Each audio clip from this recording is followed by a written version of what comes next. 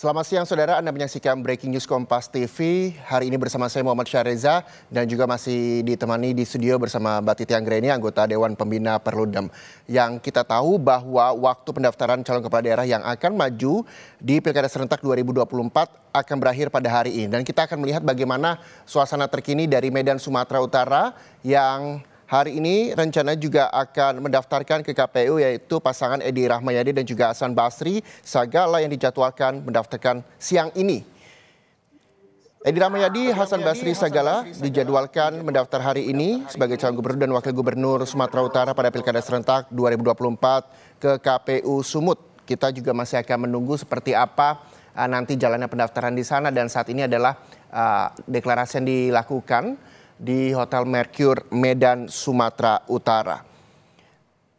Sebelumnya kita tahu saudara bahwa pasangan Bobi Surya juga telah mendaftarkan diri ke KPU kemarin, dan saat ini mantan Pangkostrat Edi Rahmayadi juga meminta kepada seluruh masyarakat Sumatera Utara untuk mendukung memenangkan Edi Rahmayadi dan juga Hasan Basri Sagala pada Pilgub Sumut 2024. Nanti kita juga akan melihat bagaimana perjalanan dari Edi Rahmayadi dan juga Hasan Basri Sagala mendaftarkan diri ke KPU.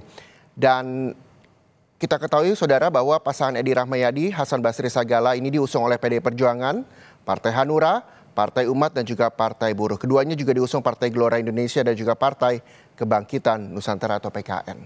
Dan untuk membahasnya kita juga akan tanya-tanya sama Mbak Titi Anggreni. Mbak Titi, kalau misalnya melihat bagaimana deklarasi ini juga nantinya akan dilangsungkan di Hotel Mercure Medan, Sumatera Utara, dari kedua pasangan ini apa yang Anda bisa lihat pergerakannya mendaftar di hari-hari terakhir pendaftaran di KPU Sumut?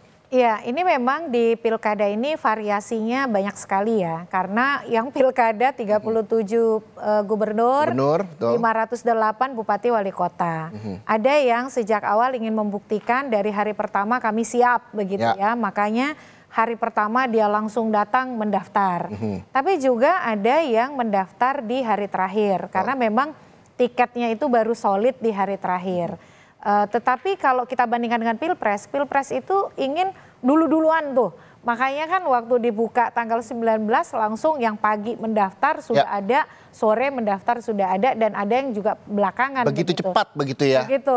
Karena mereka ingin mendapatkan impresi bahwa mereka calon yang siap, calon yang solid sejak awal. Tetapi di pilkada ini situasi dan dinamikanya berbeda. Misalnya tadi kita selalu banyak bahas kontribusi putusan MK cukup mengubah lanskap politik daerah. Bagaimana kemudian partai menjadi lebih berani untuk mendorong kader-kadernya sendiri maju di pilkada.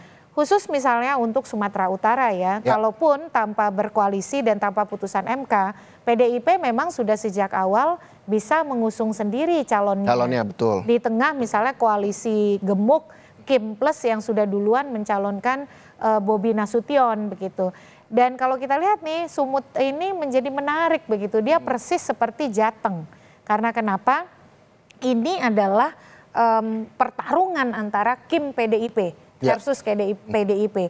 Di Jateng juga sama, Kim versus PDIP, dan lebih seru lagi karena sampai Mas Gibran cawapres terpilih harus datang menemani, menunjukkan dukungan secara terbuka kepada Ahmad Lutfi dan Taj Yassin. Nah, kita tidak tahu kalau kemarin di Sumut kan tidak sampai datang begitu. Nah, pola-pola kompetisi yang head to head berhadapan kutub politik yang betul-betul berbeda begitu ya, Kim versus PDIP. Mudah-mudahan ini akan menjadi salah satu jawaban dari upaya kita memberantas politik uang.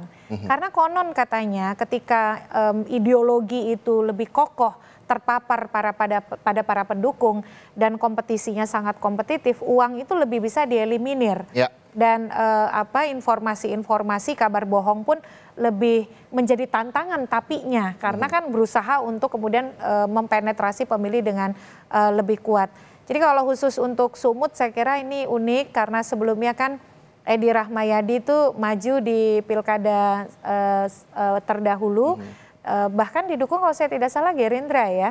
Salah satunya. Nah sekarang akhirnya berlabuh di perahu yang berbeda.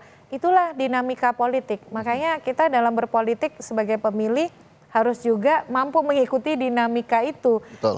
Karena pilkada lagi-lagi fokusnya kepada figur ya. Ya. Jadi ketika ada figur yang kemudian kuat dan dia dilirik oleh partai, ternyata perahunya bisa ganti-ganti. Tadinya kuning bisa jadi merah. Oke. Ya, yang merah bisa jadi biru begitu.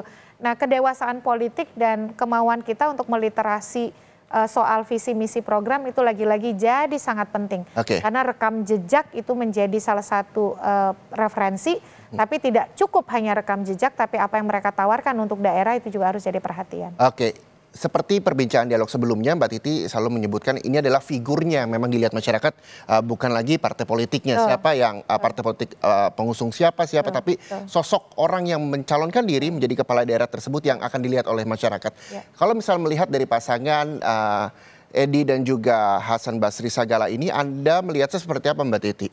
Ya, Edi Rahmayadi adalah incumbent ya, yang dulu di pilkada sebelumnya kan luar biasa ya, seolah-olah juga memang pertarungan sumut pada waktu pilkada lalu itu luar biasa tuh 2018 begitu. Jadi kalau kita lihat ini karakter yang ingin ditawarkan oleh pasangan calon ini karakter pemberontak gitu, atau dalam artian bukan pemberontak yang konotasi negatif, tetapi pejuang. Karena mereka di tengah misalnya kutub besar koalisi yang gemuk, mereka kemudian menjadi pembeda. Dan Sumatera Utara itu walaupun Golkar menjadi partai yang mayoritas ya, dengan banyak sekali kemenangan kursi DPR dan DPRD, tetapi PDIP juga partai kuat. Nah, kita lihat nih, misalnya kehadiran Jarot begitu dan juga ada Yasona Lauli. Wah, ini perang terbuka nih antara PDIP dan Kim begitu. Dan perang terbuka ini adalah perang yang betul-betul membuat mereka akan bekerja keras. Apalagi kan kemudian di kubu Bobi Nasution ada Golkar yang akhirnya tidak mengusung calonnya. Padahal ada wagubnya Pak Edi Rahmayadi ya, Ijek ya, yang itu sangat potensial tapi kemudian tidak diusung. Jadi ini saya setuju tuh tadi dengan Saidiman Ahmad ya, yang mengatakan ini pilkada yang dimana Golkar banyak melepas kadernya untuk maju di daerah yang mereka sebenarnya menang. Kalau di Sumatera Utara itu kan dengan wagub mantan wagub ya terdahulu Ijek yang harusnya punya peluang untuk maju, justru memberikan tiket itu kepada Bobi. Ya walaupun ini menarik karena pasca 20 Oktober Pak Jokowi tidak lagi jadi presiden dan meski Bobi sudah pada posisi bagian dari Gerindra, tetapi apakah militansi partai-partai yang ada di dalam Kim untuk memenangkan Bobi di Pilgub 2024 itu akan sama kuatnya dan sama solidnya dengan posisi hari ini? Oke, nah menanti pendaftaran nantinya akan dilakukan oleh pasangan Edi Rahmayadi dan juga Sagala, begitu nanti kita juga masih akan membahasnya, Mbak Titi. Kita harus jeda sejenak, jadi tetaplah bersama kami.